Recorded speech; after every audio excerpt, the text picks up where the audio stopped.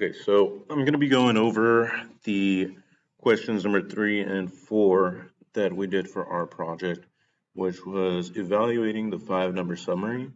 So for this one, the 5-number summary, for the minimum we got 91, the Q1 is 105, the Q2 is 111, Q3 is 115, and the max is 132.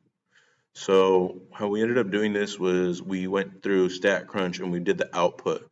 So here is our full list of everything that we got for the equation. So we got the n value, which is 222, the mean, which is 110.22072.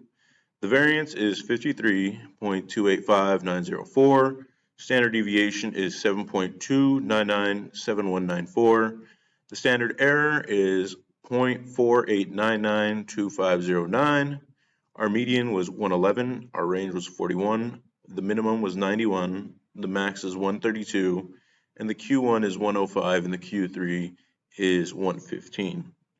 So moving along here to question 4. We were evaluating the mean, variance, and standard deviation.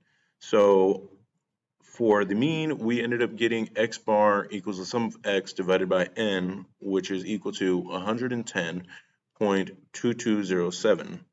For the standard deviation, we got s is equal to the square root of the sum of x minus x bar to the second divided by n minus 1, which is equal to 7.2997.